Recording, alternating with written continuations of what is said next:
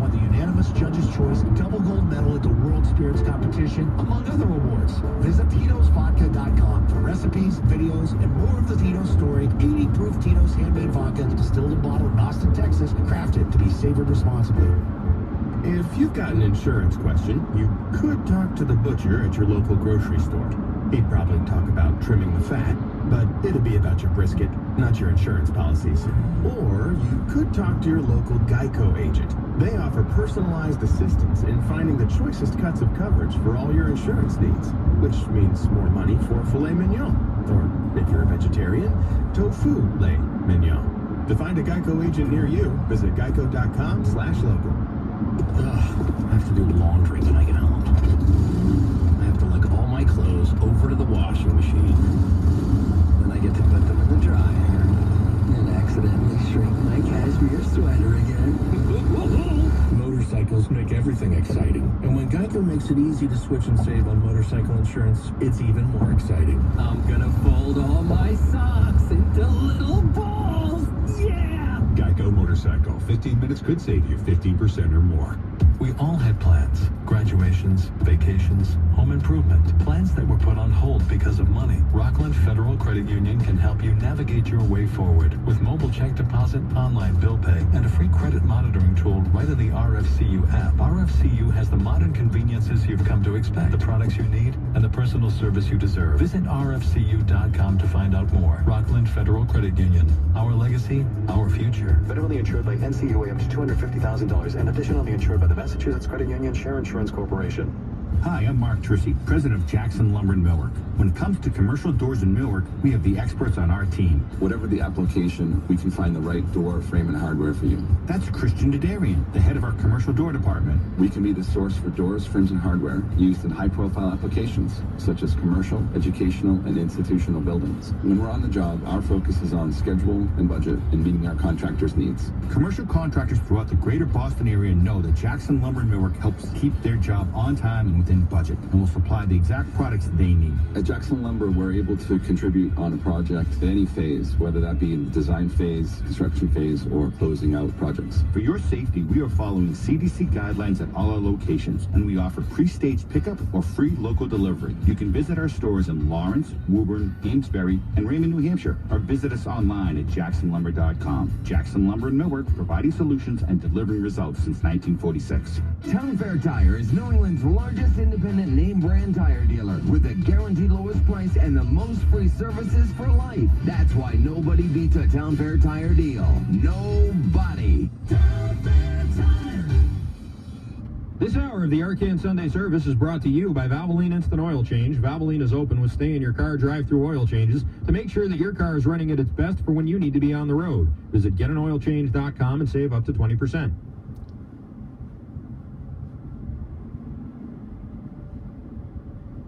Relatable, reliable, and even relentless at times. This is Boston's home for sports. 98.5, the Sports Hub. I would say our excuse basket is running, real low. We're getting guys back that we missed for weeks, and even though we're missing a couple other guys, but we got enough to compete with anybody, and I mean anybody.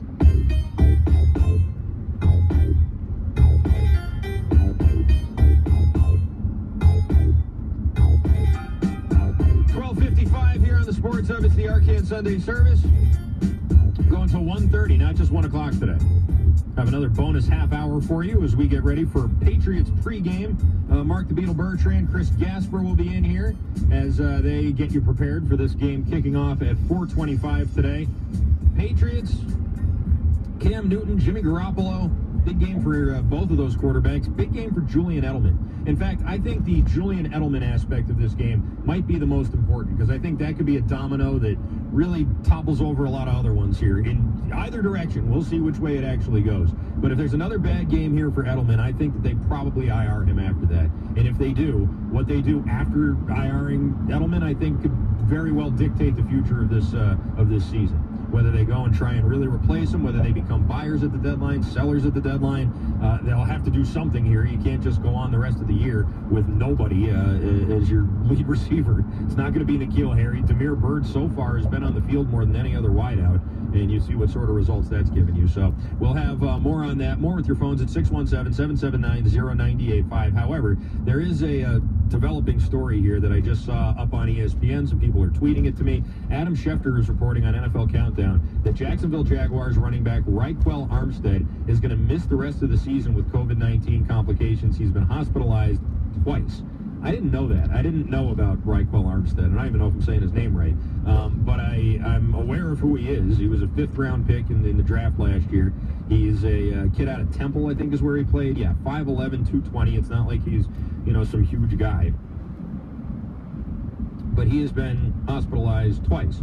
He was placed on the COVID list on August 2nd. He was activated on August 20th. He was placed back on the list on September 4th. He's been hospitalized, I guess, both of those times. And he did have a big game last year against the Broncos. In his rookie season, he finished with what would have been one good game, I guess. 35 carries, 108 yards, 14 catches for 144 yards and 2 touchdowns. So he was a fringe player, but he did get on the field. And, he was a 5th-round pick. And just an example, and there's not been a lot of them, in fairness. It's not like you can say this about a ton of different guys. It's a 23-year-old young player who is now missing the entire season and has been been in the hospital twice with COVID-19, just in case. Anyway, well, it doesn't affect anybody. These players are fine. Not every single one of them, not every single one. And is that unrealistic to expect every single one of them to make it through this and be healthy and survive and everything else? I guess maybe not. I don't know, but it should be. It should be what you shoot for, isn't it? Isn't that what we should all be shooting for? What we hope the NFL would shoot for? What you'd hope your employer would shoot for at your job or wherever? I mean, I think that's fair. 617-779-0985. Let's go back to the phones. Brent is in Shrewsbury. Go ahead, Brent. Hey, Arcand. Excuse me. It's okay. Christian. Yes. I'm a smoker. I just want to say that. We're just talking about some depressing stuff. I'm definitely not. Anyway, not to bring the mood down with a simple cough, but it's fine. Christian. Yes. Not Arcand. That's rude. I just had an idea. It's not rude either. You can call me Arcand. Sorry. I know. I was just kidding. All right. It felt rude to me, Brady, why he likes Antonio Brown so much.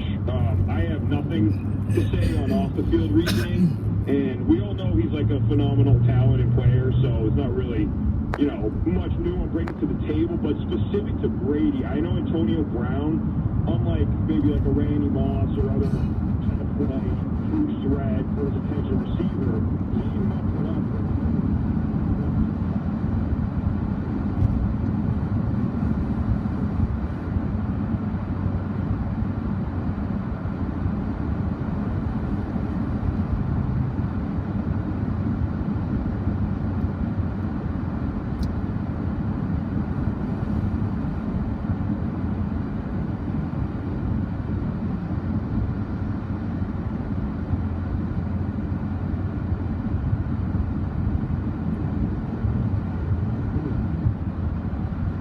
On the scene, at information. It's not a receiver, I guess, doing it, but they have a stacked offense. Their offense is really good. If it was on the Patriots and he said, I need this guy, I'd get it a little bit more. I'd still think he was making a terrible mistake because Antonio Brown's a toxic a-hole, but I would understand it. I'd get it, at least from a competitive standpoint. I have no idea why he wants him in Tampa Bay. None. I don't get it. I don't understand it. From a football perspective, it makes little to no sense. From a chemistry perspective in that locker room, it makes even less sense. I don't think there's there's not one good reason why this should be happening, except that Tom Brady wants it. Tom Brady, for some reason, has decided to make it his life goal to rehabilitate Antonio Brown's image and his career, and that's just the way it is. And then you're just going to have to deal with it. You got to. He was in New England, we all had to deal with Alex Guerrero and his snake oil salesman bull crap, which we all had to pretend like it wasn't a big deal.